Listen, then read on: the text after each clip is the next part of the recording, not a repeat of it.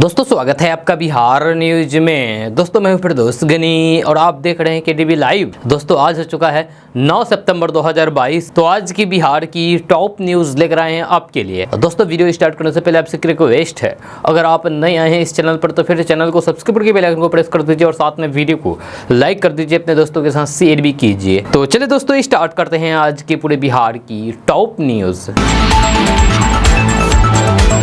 दोस्तों बिहार न्यूज में आज सबसे पहले बात करते हैं कि जदयू से राजनीतिक रिश्ते खत्म होते ही भाजपा ने अपने शीर्ष नेताओं के दम पर ही वोटरों की गोलबंदी शुरू कर दी है। यह बिहार के सीमांचल में भाजपा की खास निगाहें हैं।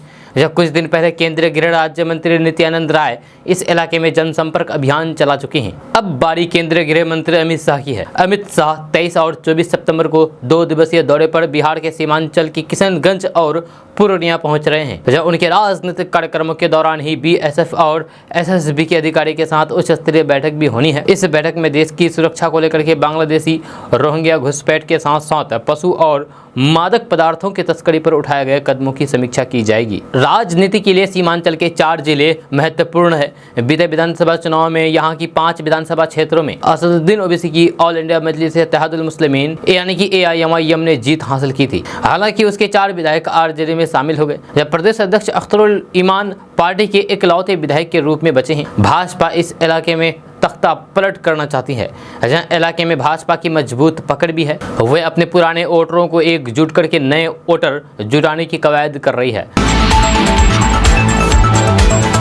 दोस्तों बात करते हैं कि बिहार के मुख्यमंत्री नीतीश कुमार ने कल राष्ट्रपति द्रौपदी मुर्मू और उपराष्ट्रपति जगदीप धनखड़ से मुलाकात की है। पिछले महीने एनडीए समाप्त करने के बाद राष्ट्रीय राजधानी के अपने पहले दौरे पर आए नीतीश कुमार ने विभिन्न दलों के नेताओं के साथ कई बैठकें की। नीतीश कुमार ने राष्ट्रपति भवन में राष्ट्रपति द्रौपदी मुर्मू से मुलाकात की। उन्होंने उपराष्ट्रपति निवास में उपराष्ट्रपति जगदीप धनखड़ से भी मुलाकात की है। इससे पहले उन्होंने एनसीपी अध्यक्ष शरद पवार और सीपीआई-एमएल महासचिव दीपंकर भट्टाचार्य से दिल्ली में सकरपुर में स्थित पार्टी कार्यालय में मुलाकात की है।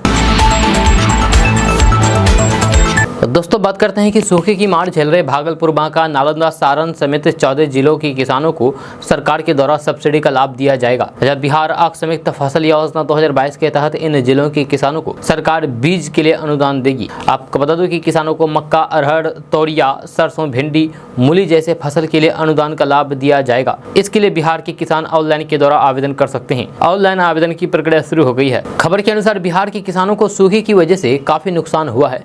कई जिलों के किसान धान की रोपनी पूरा नहीं किए हैं। इसी को देखते हुए बिहार सरकार की ओर से बीज अनुदान देने का फैसला किया है। किसानों को उनके पंचायत में ही इसका लाभ मिलेगा। अब बात करते हैं कि आखिर आप कैसे इसके लिए आवेदन करेंगे। तो बिहार आकस्मिक फसल योजना 2022 के लिए बिहार के भागलपुर, बांका, नालंदा, गया, कैमूर, सारण, नवादा, औरंगाबाद, खगड़िया, जमुई, जहानाबाद, मुंगेर, लखीसराय, शेखपुरा जिले के किसान आधिकारिक वेबसाइट पोर्टल www.brbn.bihar.gov.in पर जाकर के ऑनलाइन के द्वारा आवेदन कर सकते हैं।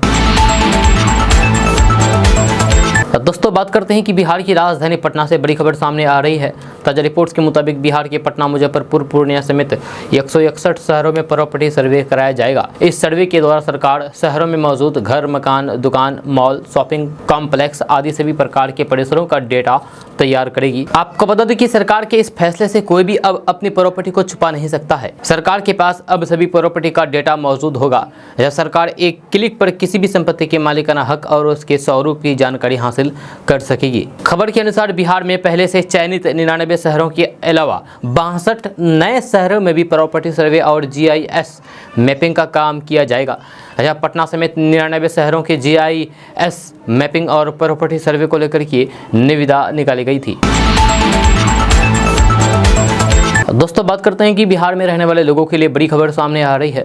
ताजा रिपोर्ट्स के मुताबिक मौसम विभाग ने बिहार के मुजफ्फरपुर, पूर्णिया, समस्तीपुर, दरभंगा समेत 19 जिलों में वज्रपात और वर्षा का अलर्ट जारी किया गया है।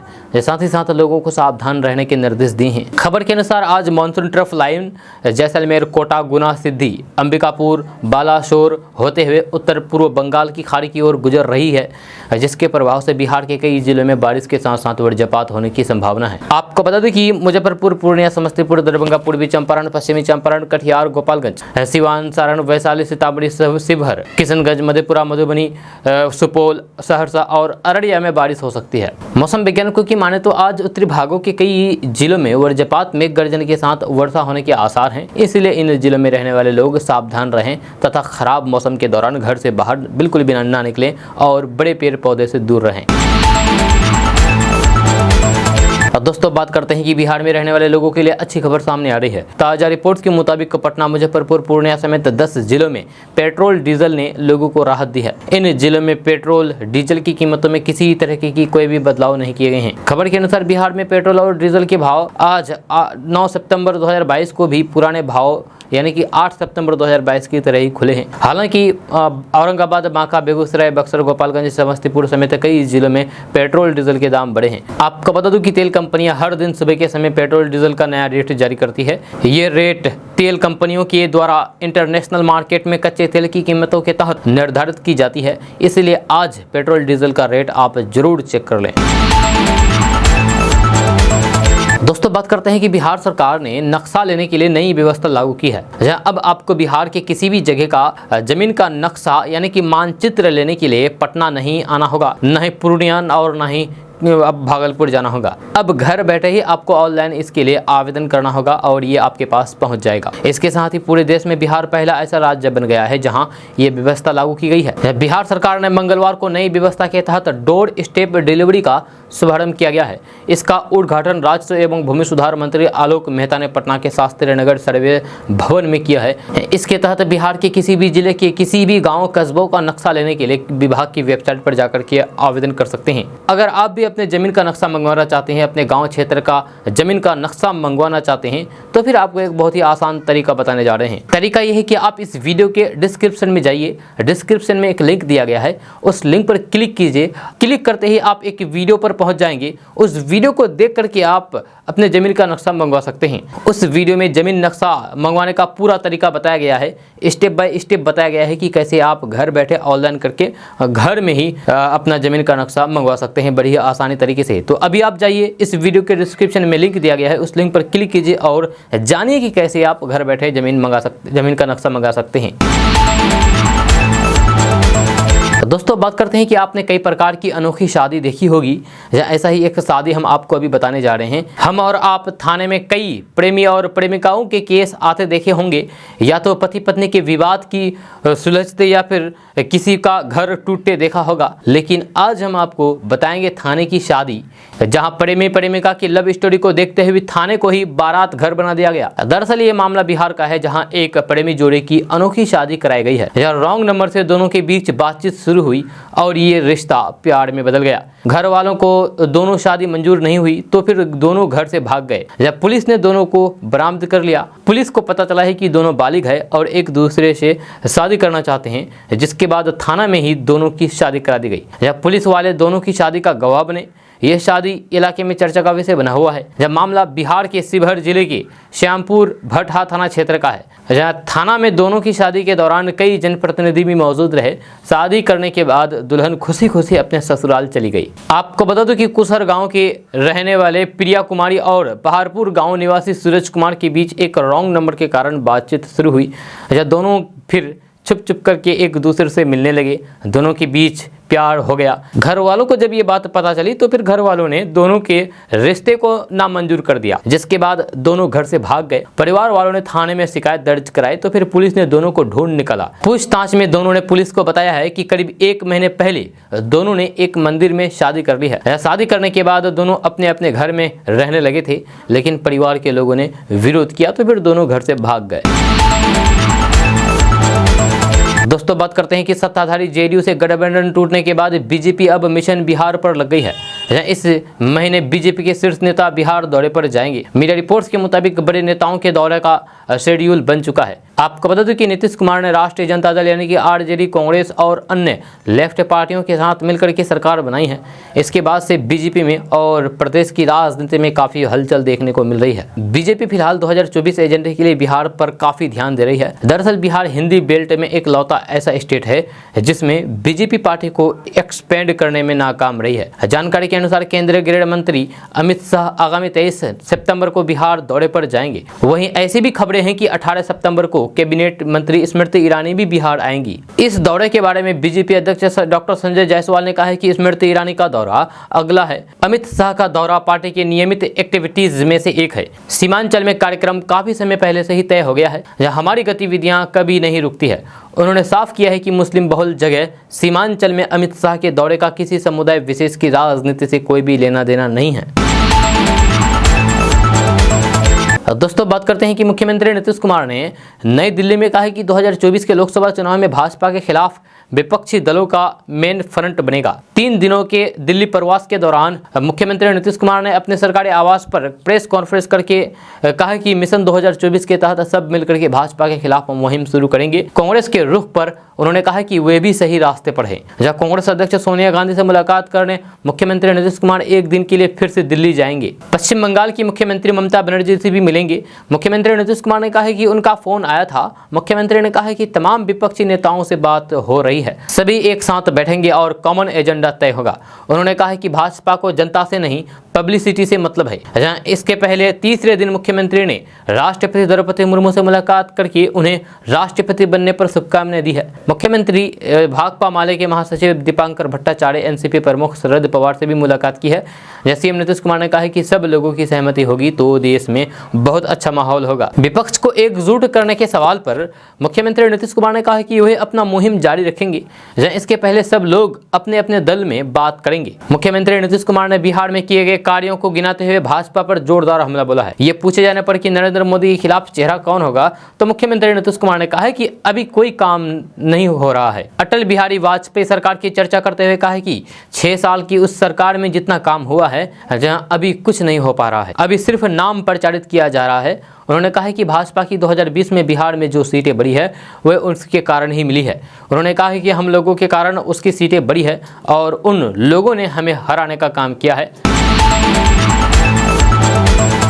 दोस्तों बात करते हैं कि क्या आपके भी घर पर लोगों का आना जाना लगा रहता है और आपका ज़्यादा वक्त अपने किचन में गुजरता है। अगर आप ये सोच करके ज़्यादा खाना पका लेते हैं कि चलो कल काम आ जाएगा और अगले दिन सुबह उसी खाने को गर्म करके खा लेते हैं, तो फिर निश्चित ही रूप से आप अपने स्वास्थ्य को खतरे में डाल रहे हैं। या कुछ लोग मजबूरी में ऐसा करते हैं तो कुछ लोग जानबूझ करके ऐसा करते हैं और खाने को गर्म करके खाते हैं। लेकिन क्या आप जानते हैं कि कुछ चीज़ों को दोबारा गर्म करके खाने से आपका स्वास्थ्य बिगड़ सकता है? तो आइए इस न्यूज़ में हम जानने की कोशिश करेंगे कि कौन कौन से फूड को दोबारा गर्म करके नहीं खाना चाहिए, क्योंकि इन फूड्स को दोबारा से गर्म करने पर ये फूड्स एक तरीके से जहर का काम करते हैं। तो नंबर 1 पर बात करते हैं पालक के बारे में। क्या आप जानते हैं कि आयरन से भरपूर पालक आपकी सेहत के लिए कितना फायदेमंद होता है? पालक ढेर सारे पोषक तत्वों से भरा हुआ होता है। यह शरीर में हीमोग्लोबिन लेवल बढ़ाने का काम करता है। पालक को हेल्दी फूड्स में से एक माना जाता है जो हमारे सेहत को काफ़ी तरह का लाभ पहुंचाने का काम करते हैं। लेकिन पालक को एक बार बनाने के बाद उसे दोबारा गर्म करना आपके लिए खतरनाक साबित हो सकता है। जहां पालक को दोबारा गर्म करने से आप कैंसर कारक तत्वों का शिकार हो सकते हैं। नंबर 2 पर बात करें आलू के बारे में। जी हाँ, आलू सबसे ज्यादा खाए जाने वाली एक ऐसी सब्जी है जो कार्ब से भरी होती है। आलू का इस्तेमाल लगभग हर एक सब्जी में होता है और ये ढेर सारी रेसिपीज में प्रयोग होता है। अगर आप आलू को उबालने के बाद बहुत देर तक बाहर रख देते हैं और काफ़ी देर बाद पकाते हैं तो फिर ये आपके स्वास्थ्य के लिए हानिकारक हो सकता है। ऐसा करने से आलू में क्लोस्ट्रीडियम बोटुलिनम नाम का हानिकारक पदार्थ बढ़ जाता है जो आपके स्वास्थ्य को नुकसान पहुंचाता है। 3 नंबर पर चावल के बारे में बात करते हैं। तो चावल लगभग हर घर में पकाया जाने वाला एक ऐसा फूड है जो कई किस्मों का होता है। बहुत से लोग सिर्फ दाल चावल खाना पसंद करते हैं तो कुछ लोग रोटी खाने के बाद भी चावल का इस्तेमाल करते हैं। लेकिन क्या आप जानते हैं कि आपको बचे हुए चावल को कभी भी गर्म करके नहीं खाना चाहिए? आपको बता दूं कि आमतौर पर किसी को भी चावल को पकाने के 2 घंटे के बाद ही नहीं खानी चाहिए, क्योंकि इससे ज्यादा देर तक रखा चावल आपके स्वास्थ्य के लिए हानिकारक साबित हो सकता है। 4 नंबर पर बात करते हैं अंडा के बारे में। तो अंडे में मौजूद पोषक गुणों के बारे में तो आप जानते ही होंगे, लेकिन क्या आप ये जानते हैं कि अंडे को भी दोबारा गर्म नहीं करना चाहिए और न ही इसे खाना चाहिए। अंडे को बार बार गर्म करके खाने से इसके स्वाद में तो बदलाव आता ही है, साथ ही साथ ये आपके स्वास्थ्य के लिए भी हानिकारक साबित हो सकता है। इसीलिए अंडे को दोबारा गर्म करके नहीं खाना चाहिए। 5वें नंबर पर बात करें तो दोबारा गर्म खाने से नुकसान साइड इफेक्ट के बारे में बात करें तो अगर आप इन सभी चीजों को बार बार गर्म करके खाते हैं तो ये आपके स्वास्थ्य को कई तरह के नुकसान पहुंचा सकता है, जैसे पेट खराब होना, उल्टी होना, फूड पॉइजनिंग होना, दस्त होना, पेट में दर्द होना, सीने में जलन होना, खट्टी डकार जैसी परेशानियां हो सकती है। दोस्तों बात करते हैं कि नई दिल्ली से वापस पटना लौट रहे मुख्यमंत्री नीतीश कुमार को तब मुश्किलों का सामना करना पड़ा जब उनके काफिले को बीपीएससी के अभ्यर्थियों ने रोक दिया। सीएम नीतीश कुमार उस समय एयरपोर्ट के लिए रवाना हो रहे थे, लेकिन अभ्यर्थियों के विरोध के कारण उन्हें मजबूरी में अपने गाड़ी से उतरना पड़ा और बीएसएससी के अभ्यर्थियों की समस्या के बारे में सुननी पड़ी। जब 67वीं बीपीएससी की परीक्षा आगामी 21 सितंबर को होनी है, जिसके लिए 14 सितंबर से एडमिट कार्ड अपलोड कर दिए जाएंगे। अभ्यर्थियों का कहना है कि बीपीएससी की परीक्षा ऐसे समय में ली जा रही है जब यूपीएससी की मेंस परीक्षा हो रही है और बड़ी संख्या में ऐसे अभ्यर्थी हैं जो इस परीक्षा में शामिल हो रहे हैं। ऐसे में ये बीपीएससी की परीक्षा उसी समय होने के कारण ये अभ्यर्थियों के सामने समस्या हो सकती है और समस्या ये है कि ये दोनों परीक्षा में किसी में एक में ही शामिल हो सकते हैं। अभ्यर्थियों ने बताया है कि हमने सीएम से मांग की है कि यूपीएससी के मेंस परीक्षा के दौरान बीपीएससी परीक्षा आयोजित नहीं हो ताकि अभ्यर्थी दोनों परीक्षा में सम्मिलित हो सके। बीपीएससी की परीक्षा को लेकर के अभ्यर्थियों की मांग पर सीएम नीतीश कुमार ने बताया है कि उन्हें इन तारीखों के बारे में जानकारी नहीं है कि दोनों परीक्षा आपस में क्लेश हो रही है। अभ्यर्थियों ने बताया है कि सीएम ने हमें ये भरोसा दिया है कि वे पटना पहुंचने के बाद सबसे पहले इसकी जानकारी लेंगे। अगर परीक्षा की तारीख मिल रही है तो फिर उसे बदला जाएगा। दोस्तों बात करते हैं कि बिहार के गया और बक्सर में लॉ की पढ़ाई करना चाहते हैं तो फिर आपके लिए अच्छी खबर सामने आ रही है। ताजा रिपोर्ट्स के अनुसार पटना हाईकोर्ट ने गया के अनुग्रह नारायण लॉ कॉलेज और बक्सर के जननायक कर्पूरी ठाकुर लॉ कॉलेज में एडमिशन की अनुमति दे दी गई है। खबर के अनुसार सत्र 2023-24 में छात्रों का एडमिशन लिया गया और बक्सर के इन लॉ कॉलेज में लिया जाएगा। हालांकि हाईकोर्ट ने साफ कर दिया है कि अगर कॉलेज BCI यानी कि बार काउंसिल ऑफ इंडिया द्वारा निर्धारित मानकों को पूरा करता है तभी छात्रों का नामांकन होगा। पटना हाईकोर्ट ने इन कॉलेजों को BCI से निरीक्षण कराने के लिए आवेदन देने के लिए कहा है। अगर कॉलेज BCI द्वारा निर्धारित मानकों को पूरा करते हैं तो ये नामांकन लिया जाएगा। दोस्तों बात करते हैं कि सूखे की मार झेल रहे बिहार के किसान धान को छोड़ करके अब मक्के की बुआई कर रहे हैं। बारिश नहीं होने के कारण बिहार के कई जिले सूखे की चपेट में हैं। ऐसे में अब इन जिलों के किसान धान की रोपाई को छोड़ करके अपने खेत में मक्का लगा रहे हैं। एक रिपोर्ट के अनुसार बिहार के बेगूसराय, भागलपुर, बक्सर, पश्चिम चंपारण और लखीसराय में मक्के की 100% बुआई हुई है। जहाँ सरकार ने इन जिलों में मक्के का जितना लक्ष्य तय किया था इससे ज़्यादा मक्के की बुआई हुई है। जहाँ वहीं बिहार के 10 जिलों में मक्के की 90% बुआई हुई है। आपको बता दें कि धान की खेती में धोखा खाए किसानों के बीच मक्के की खेती थोड़ी सी राहत लेकर के आई है। जब मक्के के फसल को ज्यादा पानी की भी जरूरत नहीं होती है और इससे किसानों को अच्छी आमदनी भी हो जाती है, इसीलिए बिहार के किसान तेजी से मक्के की बुआई कर रहे हैं। दोस्तों बात करते हैं कि आज के समय में बहुत से लोग होम्योपैथिक और आयुर्वेदिक दवा खाना पसंद करते हैं क्योंकि इन दवाओं का इंसान के शरीर पर ज़्यादा साइड इफेक्ट देखने को नहीं मिलता है। अभी इसी विषय में जानने की कोशिश करेंगे कि होम्योपैथिक और आयुर्वेदिक दवाओं में क्या अंतर होता है, इन दवाइयों को किस विधि के द्वारा तैयार किया जाता है। तो चलिए बात करते हैं कि आखिर होम्योपैथिक और आयुर्वेदिक दवाओं में अंतर क्या होता है। तो आपको बता दें कि आयुर्वेद की शुरुआत भारत में वैदिक काल के दौरान हुई थी, जबकि होम्योपैथी की खोज जर्मनी में सैमुअल क्रिश्चियन हेनीमैन ने 18वीं शताब्दी में की थी। आयुर्वेदिक दवाओं में जड़ी बूटियां, सब्जियां और खनिजों का उपयोग किया जाता है, जबकि होम्योपैथिक दवाएं पौधों, आशुत जल, अल्कोहल आदि से बनाई जाती है। होम्योपैथिक दवाएं बीमारियों से लड़ने के लिए शरीर की प्रतिरक्षा प्रणाली को ट्रिगर करने के लिए दी जाती है, जबकि आयुर्वेद प्राकृतिक उपचार के रूप में कार्य करता है। आयुर्वेद वात, पित्त और कफ जैसे 3 महत्वपूर्ण कारकों पर विश्वास करता है, जबकि होम्योपैथी अवधारणाओं की तरह इलाज पर विश्वास करता है। आयुर्वेद और होम्योपैथी दवाएं दोनों धीरे धीरे बीमारियों को ठीक करती है, जबकि एलोपैथिक दवाएं बीमारियों को जल्द ठीक करता है। इसलिए आज के समय में एलोपैथिक दवाओं की मांग ज़्यादा है। दोस्तों बात करते हैं कि बिहार में नगर पालिका चुनाव की तैयारी तेजी के साथ चल रही है। इसको लेकर के राज्य निर्वाचन आयोग के द्वारा सभी जिलों को कई तरह के निर्देश दिए जा रहे हैं। इस बीच आयोग ने पटना, समस्तीपुर, पूर्णिया समेत सभी जिलों में ऐसे लोगों की लिस्ट जारी किया है जो लोग नगर पालिका चुनाव नहीं लड़ सकेंगे। आंगनबाड़ी सेविका और सहायिका को नगर पालिका चुनाव लड़ने का अधिकार नहीं दिया जाएगा। जब पंचायत के अंतर्गत मानदेय पर कार्यरत दलपति को नगर पालिका चुनाव लड़ने की मनाही है। होमगार्ड, सरकारी वकील लोक अभियोजक नगर पालिका चुनाव नहीं लड़ सकते हैं। यही नहीं, ऐसे कर्मी जो केंद्र या फिर राज्य सरकार या किसी स्थानीय प्राधिकार की सेवा में कार्यरत है, नगर पालिका चुनाव वे नहीं लड़ सकते हैं। विशेष शिक्षा परियोजना, साक्षरता अभियान, विशेष शिक्षा केंद्र में मानदेय पर कार्यरत अनुदेशक भी नगर पालिका चुनाव नहीं लड़ सकते हैं। केंद्र या राज्य सरकार के किसी भी स्थानीय प्राधिकार को से पुनः या फिर आरंभिक वित्तीय सहायता प्राप्त करने वाले लोग नगर पालिका चुनाव नहीं लड़ सकते हैं। तो दोस्तों बात करते हैं कि नीतीश कुमार के एनडीए से अलग होने के बाद भाजपा बिहार में अपनी रणनीति को नए सिरे से तैयार कर रही है। एक तरफ भाजपा नीतीश के झटके से सत्ता से बाहर हो गई है, तो वहीं ये इसे अपने दम पर विस्तार करने के मौके के तौर पर भी देख रही है। यही वजह है कि पार्टी के बड़े नेताओं ने बिहार पर फोकस कर दिया है और बढ़ा दिया है। अमित शाह बिहार का दौरा करने वाले हैं और उससे पहले नेताओं ने कमर कस ली है। खास तौर पर सीमांचल इलाके पर भाजपा फोकस कर रही है, जहां ध्रुवीकरण की संभावनाएं अधिक है। भाजपा ने यूपी और झारखंड की तरह ही बिहार में भी अपने दम पर आगे बढ़ने की रणनीति पर काम करना शुरू कर दिया है। अमित शाह 23 सितंबर को पटना के दौरे पर आने वाले हैं।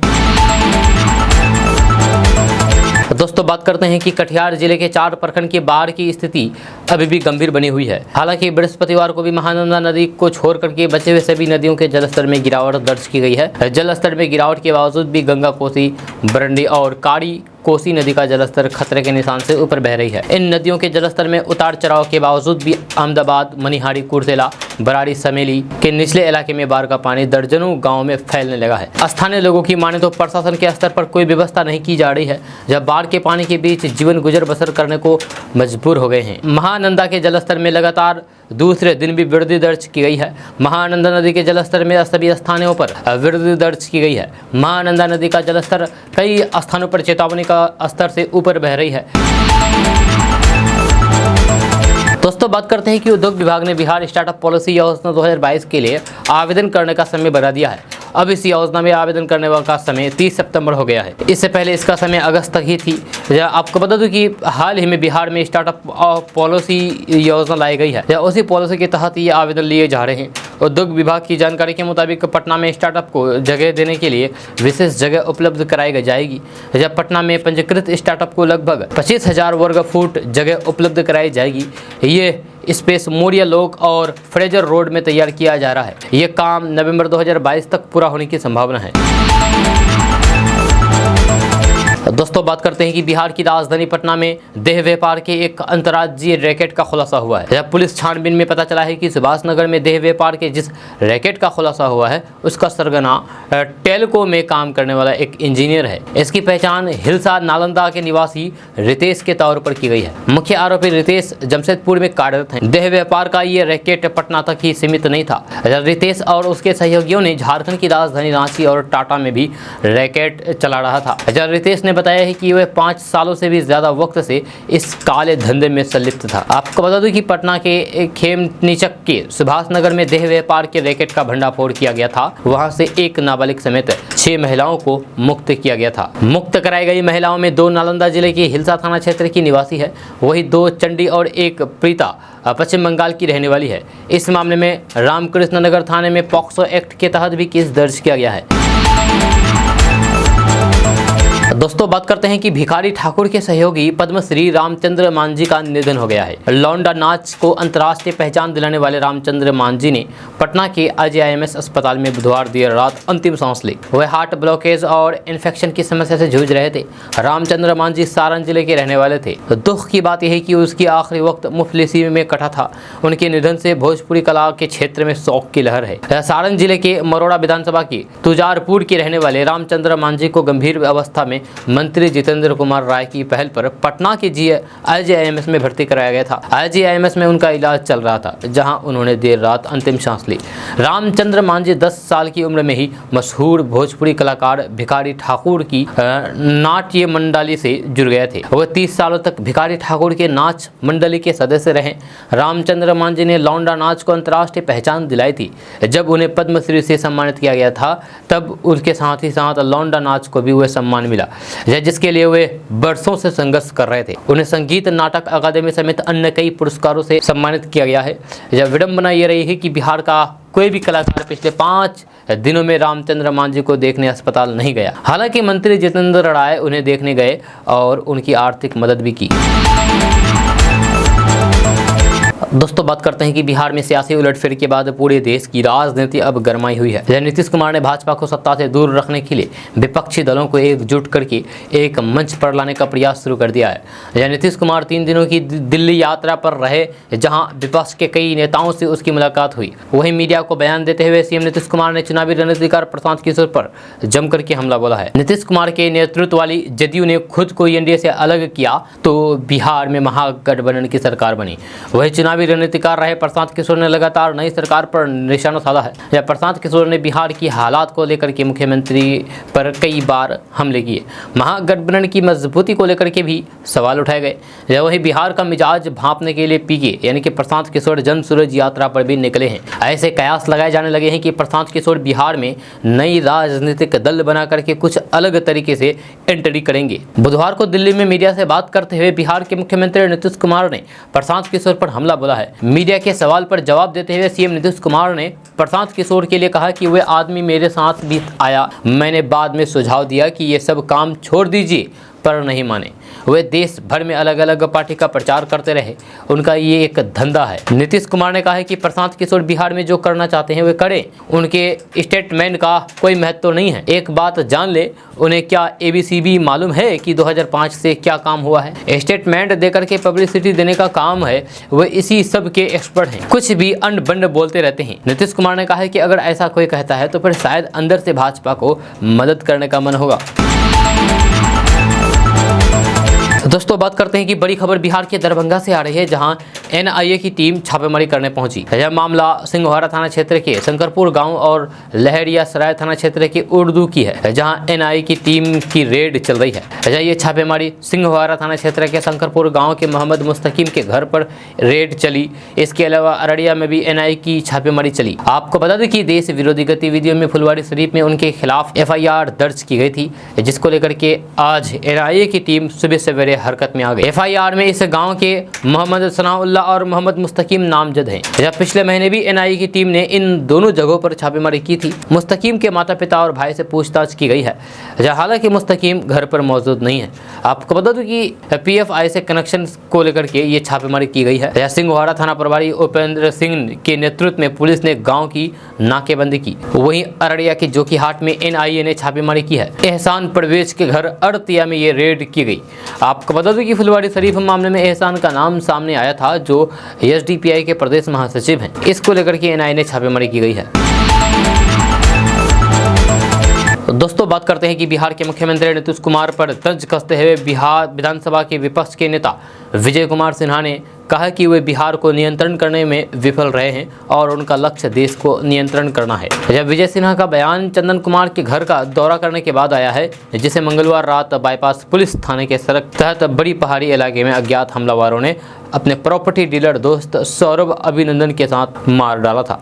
नीतीश कुमार बिहार के गृह मंत्री हैं, लेकिन वे कानून व्यवस्था की स्थिति को नियंत्रण करने में असमर्थ हैं। फिर भी वे देश के प्रधानमंत्री बनने के लक्ष्य से दिल्ली पर यात्रा पर हैं, ये कहना है भाजपा के नेता विजय सिन्हा का। साथ ही विजय सिन्हा ने कहा है कि बिहार का अपराध ग्राफ बिहार में बढ़ता जा रहा है, लेकिन वे अपनी अति महत्वाकांक्षा को प्राप्त करने की कोशिश कर रहे हैं। उन्होंने घोषणा करते हुए कहा कि वे चंदन के बच्चे की शिक्षा की जिम्मेदारी संभालेंगे। विजय सिन्हा ने कहा कि सत्तारूढ़ दलों के समर्थन के बिना अपराधी इस तरह की भीषण हत्या में शामिल होने की हिम्मत नहीं कर सकते हैं। ये राज्य में यानी कि बिहार में एक डराने वाला माहौल बनाने के लिए एक कार्य है। भाजपा जंगल राज को बिहार वापस नहीं आने देगी। दोस्तों बात करते हैं कि PMCH में जूनियर डॉक्टरों के 10 घंटे तक कार्य बहिष्कार के कारण बुधवार को इलाज व्यवस्था चरमरा गई। जहाँ राजेंद्र सर्जिकल ब्लॉक इमरजेंसी समेत अन्य वार्डों में कुल 6 छोटे ऑपरेशन टालने पड़े। यहाँ तक कि अस्पताल में मरीजों को स्ट्रेचर और ट्रॉली भी मुहैया नहीं हो पाया है। मरीजों को उनके परिजन कंधे पर उठा करके ले जाने को मजबूर हो गए। दरअसल PMCH के शिशु रोग विभाग में एक जूनियर डॉक्टर और मरीज के परिजन से धक्का मुक्की हो गई। मामला इतना अधिक बढ़ गया कि दोनों के बीच मारपीट की नौबत आ गई। इस पर नाराज जूनियर डॉक्टरों ने कार्य बहिष्कार कर दिया। जानकारी के अनुसार गया जिला निवासी 7 वर्षीय एक बच्चे के सिर में ट्यूमर था। परिवार वालों ने उसे सोमवार को शिशु रोग विभाग में भर्ती कराया गया था। आपको बता दें कि हाल ही में इंटर्न डॉक्टरों की हड़ताल के कारण पीएमसीएच में कई दिनों तक इलाज बाधित था। परिजनों का कहना है कि उनका बच्चा वेंटिलेटर पर है, लेकिन सीनियर तो दूर की बात है, जूनियर डॉक्टर भी देखने नहीं आते थे। जब बच्चे की तबीयत बुधवार की अहले सुबह ज़्यादा खराब हो गई, ऑन ड्यूटी एक जूनियर डॉक्टर को इलाज के लिए कहा गया, लेकिन उन्होंने गंभीरता से नहीं लिया। इस पर बहस हो गई और मामला अधिक बढ़ गया। मारपीट के बाद परिवार वालों ने 112 नंबर पर फोन कर दिया। मौके पर पहुंची पीर बहोर थाने की पुलिस ने मामले को शांत कराया। कार्य बहिष्कार करने वाले जूनियर डॉक्टरों ने आरोप लगाते हुए कहा कि मरीज के परिवार वालों के समर्थन में कुछ अन्य लोग भी वार्ड में घुस गए थे। ऑन ड्यूटी जूनियर डॉक्टर की पिटाई की गई। जो बच्चा भर्ती है उसके परिवार वाले 2 साल से उसका अलग अलग अस्पताल में इलाज करा रहे हैं। डॉक्टर मारपीट करने वाले परिवार वालों की गिरफ्तारी की मांग कर रहे थे। दोस्तों, बात करते हैं कि बिहार में शराबबंदी को सख्ती से लागू करने के लिए सरकार ने अधिकारियों को सख्त दिशा निर्देश जारी कर दिया है, जिसका असर भी दिख रहा है। अवैध शराब के खिलाफ पुलिस की कार्रवाई बदस्तूर जारी है, चल रही है। एक बार फिर से पटना जिले की बिहेटा पुलिस ने लावारिस डाक पार्सल पिकअप वैन से 20 लाख की अंग्रेजी शराब बरामद की है। पिकअप वैन के नंबर के आधार पर पुलिस अब वाहन के मालिक और शराब तस्कर की पहचान में जुड़ गई है। दरअसल बिहेटा पुलिस को गुप्त सूचना मिली थी कि बिहेटा थाना क्षेत्र के बिहेटा कनपा मार्ग की यमुना नगर गांव के सड़क किनारे एक लावारिस डाक पार्सल पिकअप वैन काफी देर से खड़ी है, जिसमें शराब लदी हुई है। सूचना मिलने के बाद तुरंत बिहेटा थाना अध्यक्ष रंजित कुमार अपने दलबल के साथ मौके पर पहुंचे, जहां एक उजले रंग के डाक पार्सल पिकअप वैन को सड़क किनारे खड़ा देखा, जिसके बाद खुद थाना अध्यक्ष ने वाहन की तलाशी लेनी शुरू की। पिकअप वैन से स्प्रिट और शराब की बदबू आ रही थी। दोस्तों, बात करते हैं कि आधी रात को उप मुख्यमंत्री और स्वास्थ्य मंत्री तेजस्वी यादव के अस्पताल निरीक्षण के बाद पीएमसीएच प्रशासन की नींद खुली है। अस्पताल के अधीक्षक डॉक्टर आईएस ठाकुर ने कार्रवाई करते हुए ड्यूटी से गायब डॉक्टर सौरभ सिंह का 1 दिन का वेतन काटने का आदेश दिया। वहीं स्वास्थ्य मैनेजर और सफाई कर्मियों से स्पष्टीकरण मांगा है। सफाई करने वाली कंपनी पर 25,000 रुपए का जुर्माना लगाया गया है। आपको बता दें कि मंगलवार देर रात पीएमसीएच पहुंचे उप मुख्यमंत्री तेजस्वी यादव ने पहले टाटा वार्ड का चक्कर लगाया, जहां डॉक्टर के चैम्बर में गए। उसके बाद कंट्रोल रूम में गए, जहां कोई भी नहीं था। 2 नर्स सोती हुई पाई गई थी। टाटा वार्ड से एक जूनियर डॉक्टर गायब थे, जिसने तुरंत स्पष्टीकरण लेकर के कार्रवाई करने को कहा। तेजस्वी यादव ने इमरजेंसी में डॉक्टरों और फिर नर्सों का उपस्थिति रजिस्टर्ड देखा। ड्यूटी पर सीनियर डॉक्टर की जगह जूनियर डॉक्टर मिले। दोस्तों, बात करते हैं कि पटना, बक्सर, नालंदा समेत सभी जिलों में 40,000 पदों पर भर्ती होने वाली है। ये भर्तियां प्रारंभिक स्कूल में प्रधान शिक्षकों के पद पर होगी। जो लोग यहां नौकरी करना चाहते हैं वे प्रकाशित नोटिफिकेशन को अच्छी तरीके से पढ़ें और अपनी योग्यता के अनुसार आवेदन करें। पदों के विवरण के बारे में बात किया जाए तो बिहार लोक सेवा आयोग ने प्रारंभिक स्कूल में 40,506 प्रधान शिक्षकों की पदों पर भर्ती को लेकर के ऑनलाइन आवेदन मांगे हैं। इन पदों पर आवेदन करने के लिए उम्मीदवारों की योग्यता पदों के अनुसार निर्धारित किया गया है। इसकी पूरी जानकारी के लिए नोटिस आप देख सकते हैं। आपको बता दूं कि इन पदों पर उम्मीदवारों का चयन एग्जाम के आधार पर किया जाएगा। पूरी जानकारी के लिए आप नोटिस को पढ़ें।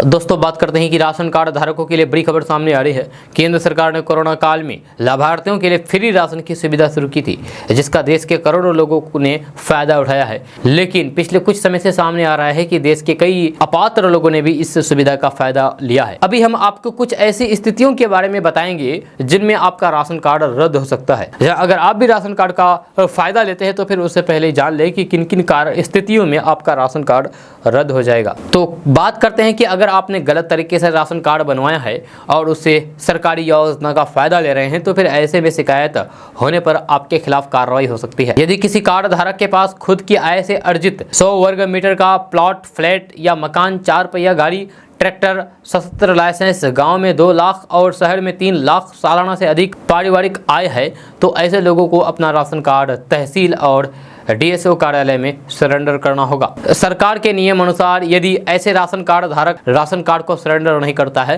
तो फिर ऐसे लोगों का कार्ड जांच के बाद रद्द कर दिया जाएगा। साथ ही साथ उस परिवार के खिलाफ कानूनी कार्रवाई भी हो सकती है। इतना ही नहीं, ऐसे लोगों से जब से वे राशन ले रहे हैं तब से राशन की वसूली भी की जाएगी। दोस्तों, बात करते हैं कि भाजपा के खिलाफ विपक्षी दलों को एकजुट करने के मिशन में जुटे नीतीश कुमार पर प्रधानमंत्री नरेंद्र मोदी बिहार की जनता के साथ विश्वासघात करने का आरोप लगाते हुए केंद्रीय मंत्री गिरिराज सिंह ने कहा कि ऐसे नेता अन्य नेताओं को साथ देने का भरोसा कैसे दे सकते हैं जो पहले से ही अपने आप को प्रधानमंत्री का उम्मीदवार मानकर चल रहे हो। केंद्रीय मंत्री और बिहार के बेगूसराय से लोकसभा सांसद गिरिराज सिंह ने राहुल गांधी, तेलंगाना के मुख्यमंत्री के चंद्रशेखर राव, दिल्ली के मुख्यमंत्री अरविंद केजरीवाल, उत्तर प्रदेश के पूर्व मुख्यमंत्री अखिलेश यादव के साथ नीतीश कुमार की मुलाकात की तस्वीरों को ट्वीट करते हुए कहा कि मोदी जी, बिहार की जनता ने नीतीश जी को मुख्यमंत्री बनाया, उन्होंने मोदी जी जनता को ही धोखा दे दिया।